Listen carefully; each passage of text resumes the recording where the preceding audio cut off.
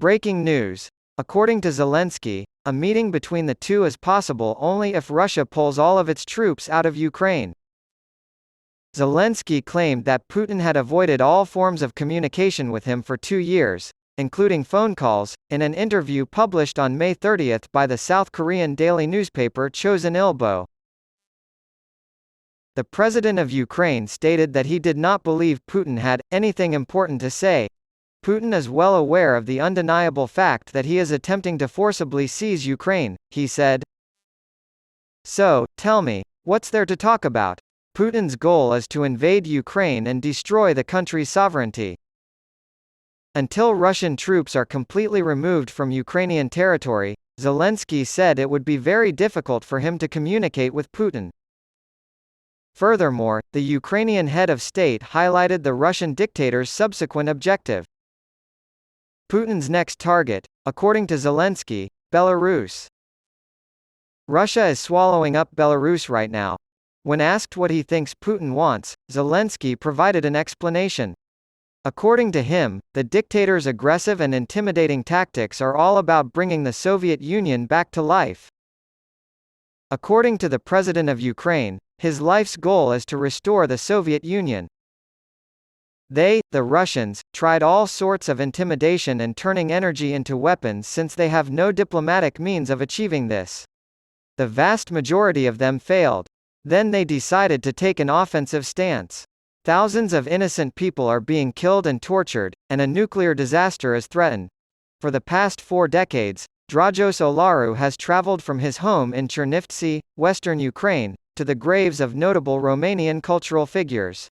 The cemetery on Zelina Street, with its ornate tombstones and dirt paths, is the final resting place of ethnic Romanian artists, activists, and intellectuals who helped define their culture and fought to protect it from colonial powers. Olaru feels he knows these figures, whom he refers to as friends, very well in death despite never having met them in life. He assures me he is carrying on their efforts. He is also making an effort to prevent the physical destruction of these Romanian tombs. The Ukrainian government has decided to auction off the plots next to 200 tombstones on Zelina Street because the bodies buried there are unidentifiable. Olaru, however, views the campaign as an opportunity to Ukrainize the burial ground.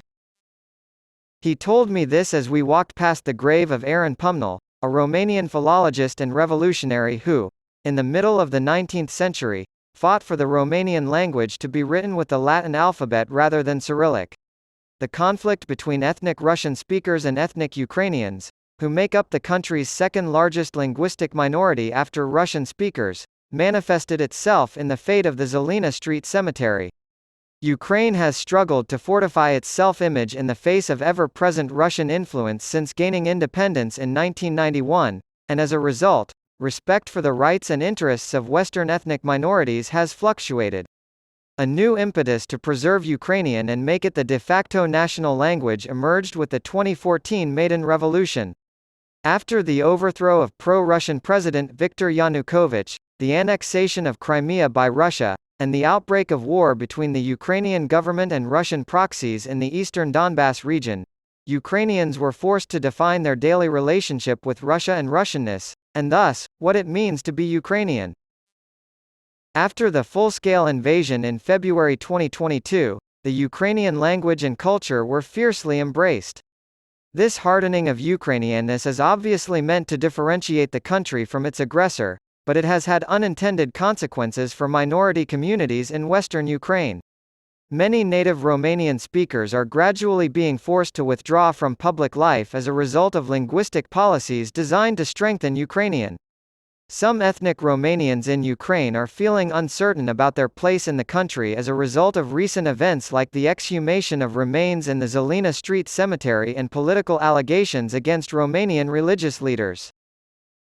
Dragos Olaru is sympathetic to the Ukrainian state despite his anger at what happened in the cemetery, which he views as an insensitive attack on Romanian heritage. He declared, "Putin is the greatest enemy of the world.